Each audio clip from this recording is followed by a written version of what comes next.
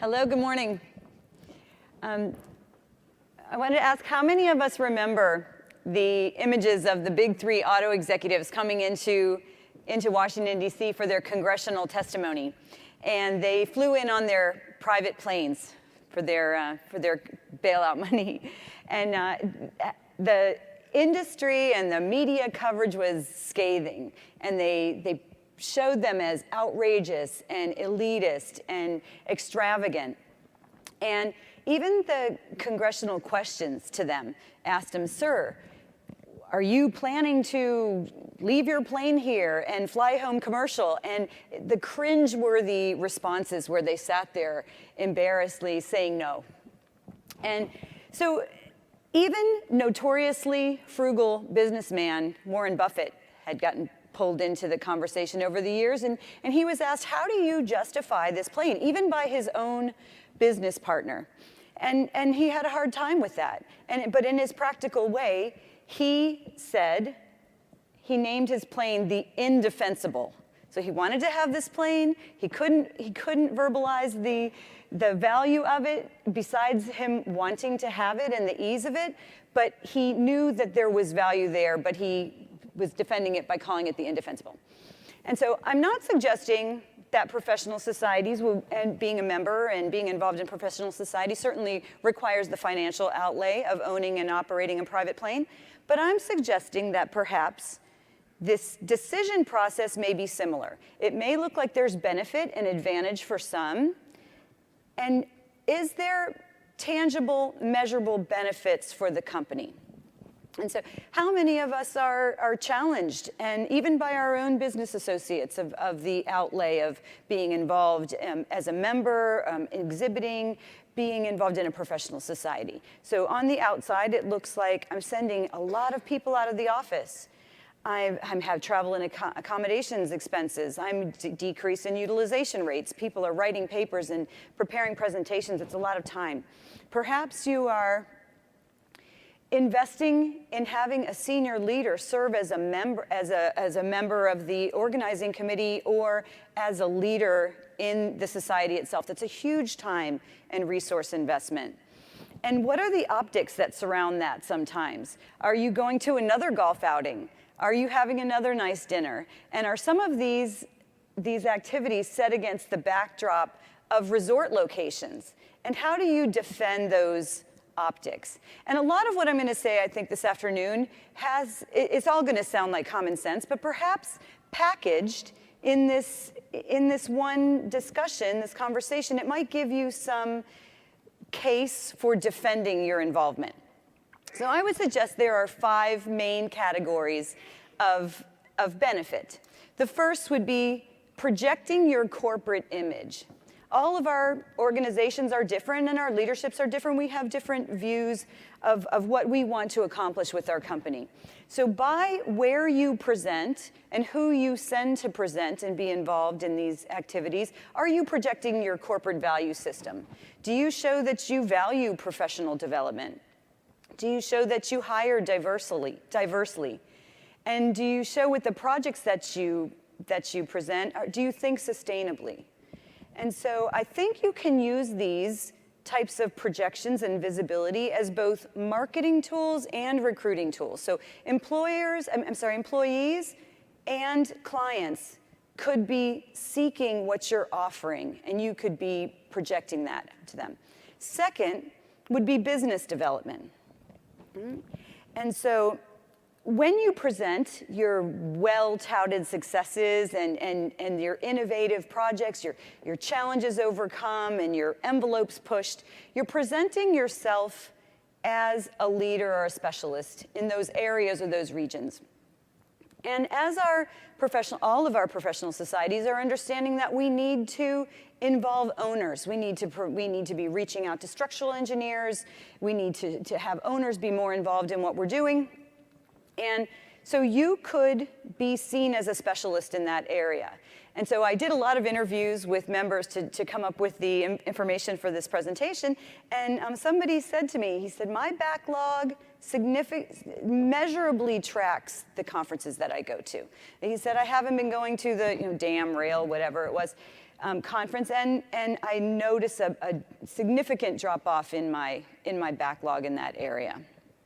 And so the other is market share, right? So when you're presenting your well-touted or well-earned successes, your competitors are doing the same, right? So can you determine what your relative market share or value is by seeing what your competitors are doing?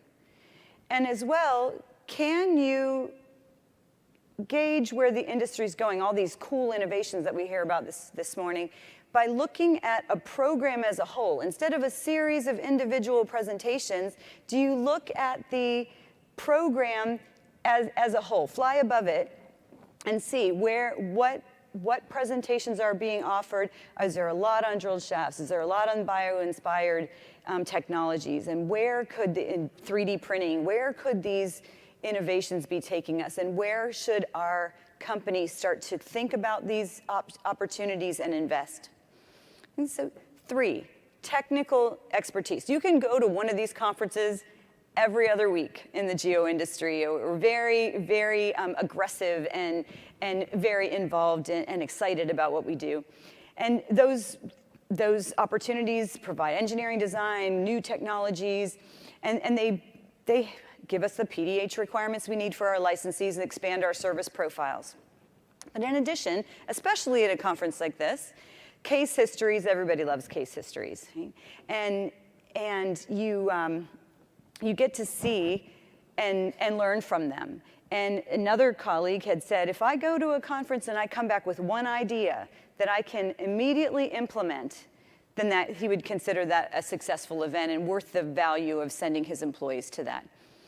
And so when we talk about case histories, we also talk about lessons learned, right? And people say, oh, I love case histories where they talk about lessons learned and mistakes get made. And inevitably you hear, but people aren't comfortable to share those. We're not brave enough to share those. But in this environment, can we create an atmosphere of trust where we can share those things for many reasons, for safer workplaces, for safeguarding our professional image to the public, or for saving a company from a devastating failure or loss, or a person. Right? 4 would be professional development. And so we have lots of leadership opportunities in professional societies, team building, project management, and working in professional societies has its own unique challenges. It's a different pace with working with volunteers.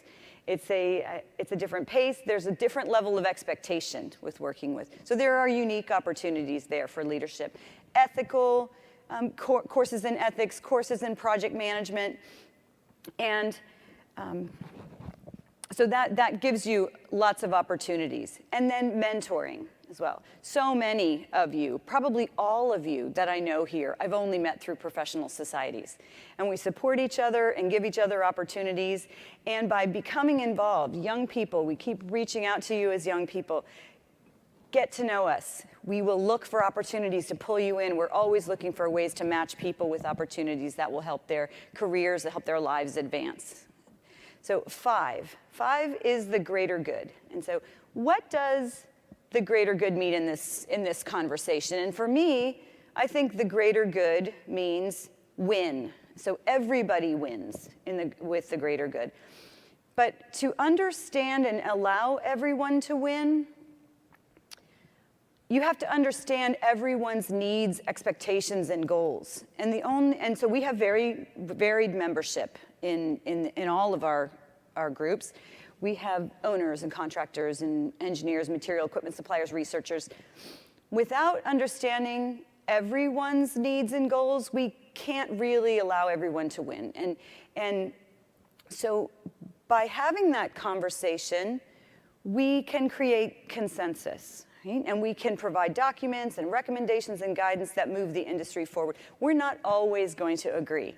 But what I think we can do is we can put into practice the recommendations of what we do agree. Agree what we agree and move on to those and move on with those things. And what we don't agree on, we'll continue to find ways to discuss those things. And so I think, no,